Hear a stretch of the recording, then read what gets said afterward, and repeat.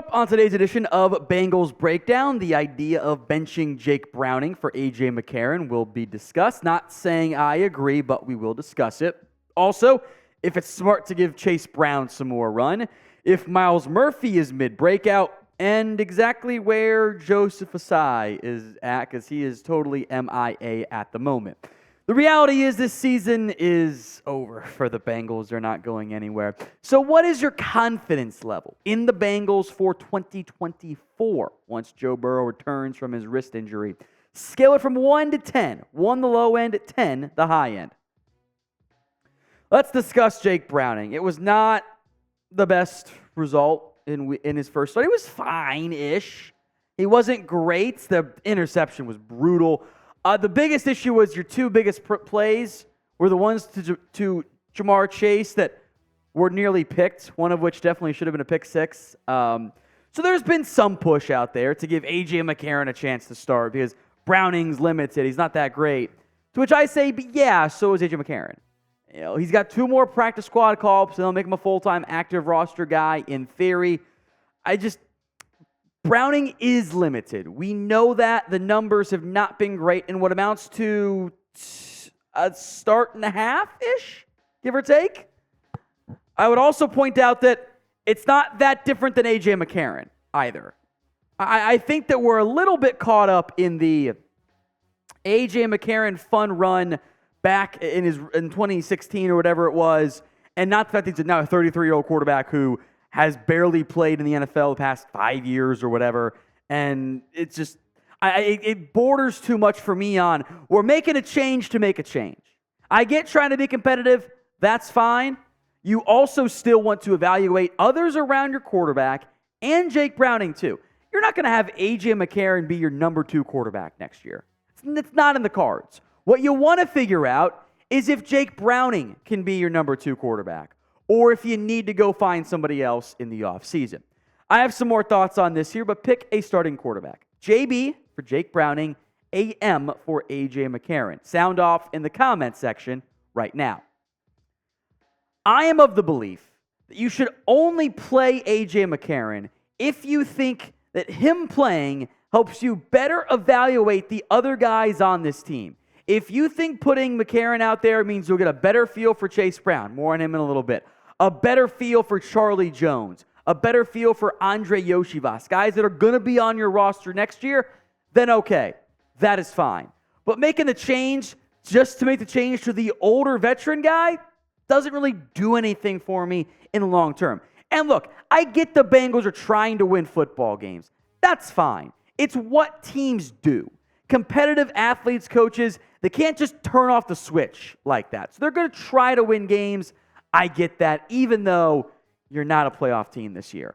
But at some point, somebody in that organization, maybe it's Duke Tobin, says, hey, we have to take the long-term picture in here. McCarron might give you a 4% chance, whatever it is, a better shot of winning games. Doesn't matter that much. Unless Jake Browning plays so poorly, you can't evaluate the other guys around him. At that point, make the move to McCarron. For now, keep starting Browning. Let's see what he can do. Let's move to Myles Murphy talk here. He has gotten more playing time lately, and he is playing much better with it. In 11 games played, the numbers don't really jump off the screen. 11 tackles, 2 TFLs, 2 sacks, 0 forced fumbles. It's not that great. What is noteworthy to me, however, is what has happened the last 4 games. Absolutely a cherry-pick stat. Totally is. I picked the games on purpose, but still. First 7 games, he was playing barely 10 snaps a game. Last 4, that's now up over 20 snaps a game. So he's gotten double the playing time. The tackle numbers have gone from, 5 and 7 to 6 and 4. TFLs and sacks are the same. And most importantly, the pressures have skyrocketed. From 3 pressures at about a 7.7% clip to 8 at 14.8. We're talking about nearly doubling the pressure rate from Myles Murphy. That is a really good sign for Cincinnati, who's going to want to keep playing Murphy this year down the stretch to have that year 2 breakout for Cincinnati. So grade the Myles Murphy pick so far. A, B, C, D, or F, sound off in the comment section. As I say about an A pick, PrizePicks. Yeah, I'm pretty good right there. Go to prizepicks.com/CLNS and use code CLNS for a first deposit match up to $100. Link will be in the comments and the description of today's show. It's prizepicks.com/CLNS. Use code CLNS for a first deposit match up to $100. It is just you against the numbers on the largest independently owned daily fantasy sports platform. You can mix and match sports. The reboot policy keeps your picks alive if someone goes down, like, I don't know, maybe Joe Burrow did in the first half of the game and does not return. I also love the flex play. I just got to get 2 out of 3 right.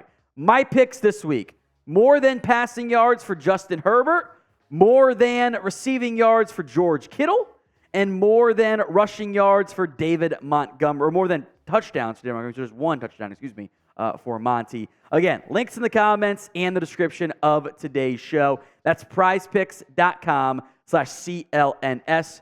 Use code CLNS. Let's talk another rookie. That is Chase Brown. I think we are at the point, and today's video was almost 5 guys who should play more for the Bengals. We might do that next week. It's time to play Chase Brown some more. He did not play against the Steelers, and that can't be the case going forward. Joe Mixon, look, I know who Joe Mixon is. He's a solid running back. He's fine. I get the ground game has not been very good for Cincinnati. All that stuff is accurate. And I know they only played like a handful of snaps in reality, way, way lower than what it normally is there. I got to see what Chase Brown can do. Travion Williams, okay. Chris Evans has been a scratch sometimes. Why'd you activate Chase Brown if you weren't going to use him? He's got 2 carries all year. Chase Brown is going to be on this team next year. He is a day 3 draft pick, a mid-day 3 pick. Team loves him. They keep those guys for multiple years. I want to see what Chase Brown can do.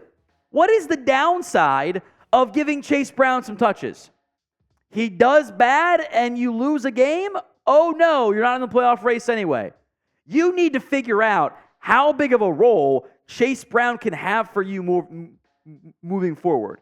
Do you need to spend a premium pick on a running back next year or a premium investment in free agency? Or can you add another situational piece?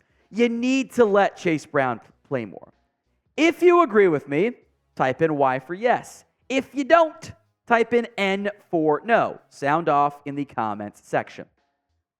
I am of the belief it is time to see the young guys. That's Chase Brown. That's Yoshi. That's Charlie Jones.